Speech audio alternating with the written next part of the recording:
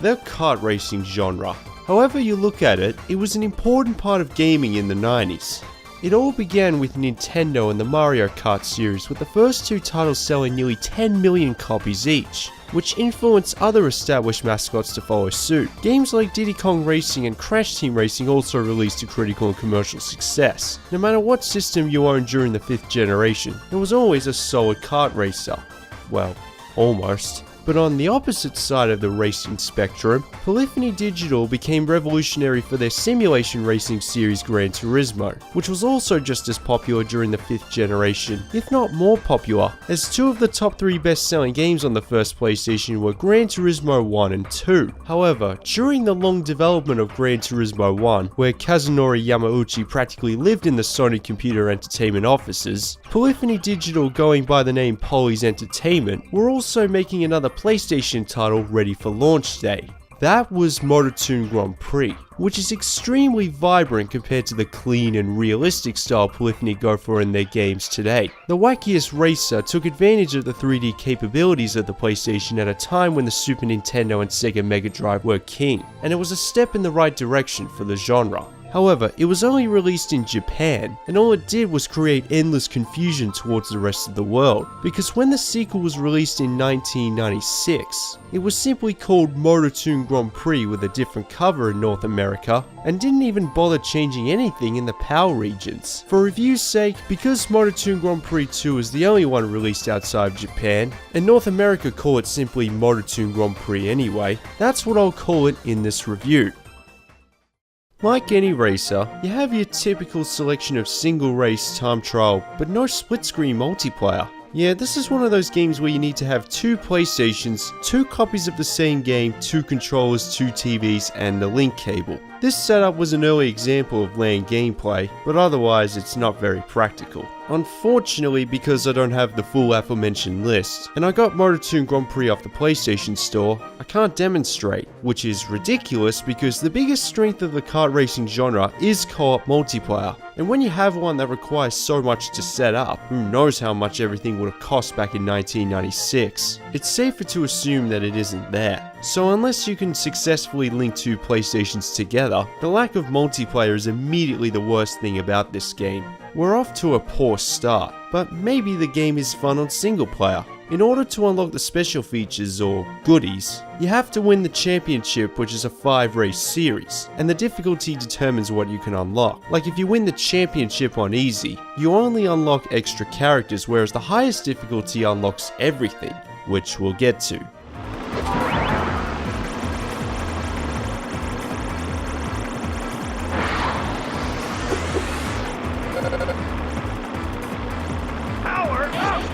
Characters are faster and handle better than others despite not being explained, but the moment you increase the difficulty, you'll be paying a lot more attention. Whenever a car turns, they stretch like a rubber band. I was worried that it would be a distraction from the gameplay, but it isn't. The vehicle controls are surprisingly not too shabby by today's standards. It's no Crash Team Racing, and a few honestly handle like a truck. It's about finding the right vehicle that suits your driving style.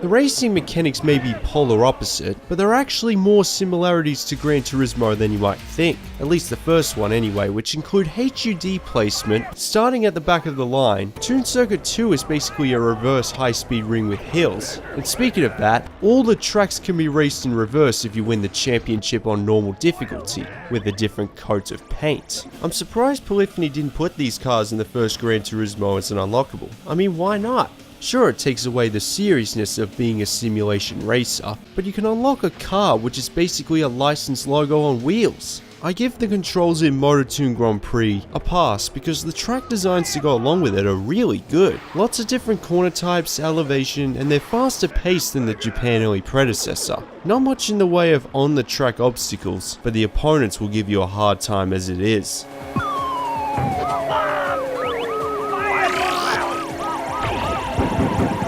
You grab power-ups with these coin spots and can collect as many as you want and choose when to use them. So if you're racing on the easy setting, you can have as many as 10 coins and utilize them all in one lap.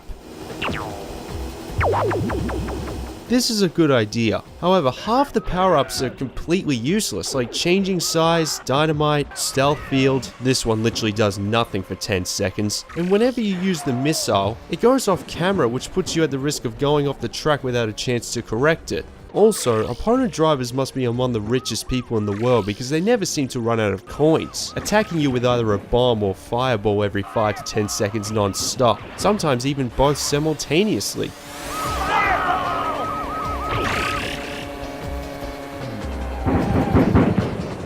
This is only on the hard difficulty. When setting it to either professional or expert, the power-ups are absent even for opponents, making it fairer but not any easier. How this train, for example, manages to keep up is beyond me because it's the worst vehicle of the whole game. It's all about your driving skill, and you're only given 2 chances to retry throughout the entire championship, so make sure you have a good reason and plenty of practice.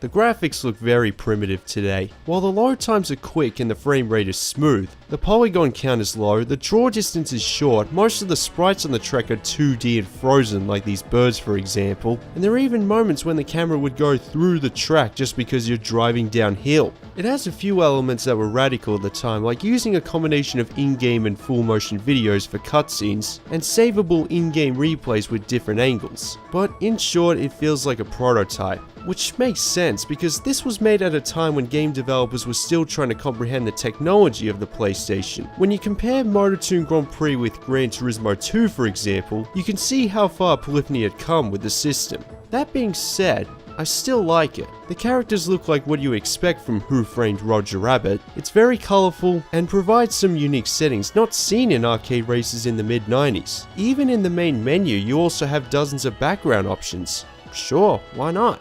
At first, 5 circuits in total doesn't sound like much, but that's nearly twice as many as the Japan-only predecessor, and you have to understand that 3D racing was in its infancy back in the mid-90s, and not many circuits were made in one game. Daytona USA had 3, Ridge Racer had 4, and Sega Rally Championship had 4. So 5 in a 3D racer in 1996 doesn't sound like a small number all of a sudden.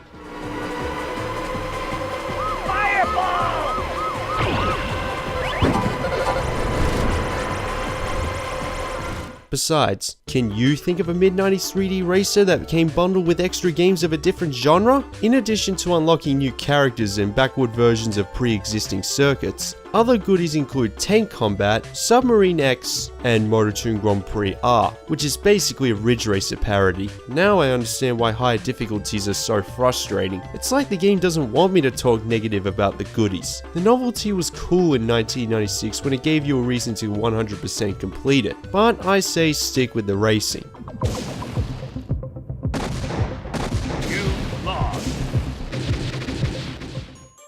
So to sum up Motor Toon Grand Prix, it's highly flawed with unpolished graphics, most power-ups aren't technically power-ups, multiplayer would have been insanely expensive back in 1996, and the bonus content isn't really worth unlocking. But I don't know, maybe it's that early PlayStation charm or vibrant personality because it's just too likable. And it was a stepping stone for Polyphony Digital. The only time I wasn't enjoying this game was when I had it on a high difficulty setting. But that's the point, right? I would have loved to see Polyphony Digital make one more sequel, knowing how good they are in the racing genre. But I guess when the first Gran Turismo became the #1 best-selling game on the PlayStation, their priorities lied elsewhere. And Naughty Dog were able to perfect the genre on the system with Crash Team Racing, so it all worked out in the end. Also, what a year for PS1 racing games. If you like kart racing games and can get a physical copy cheap, or off the PlayStation Store as a discount, the wackiest racer ever is worth checking out for about 10 to 20 minutes every once in a while. It might surprise you.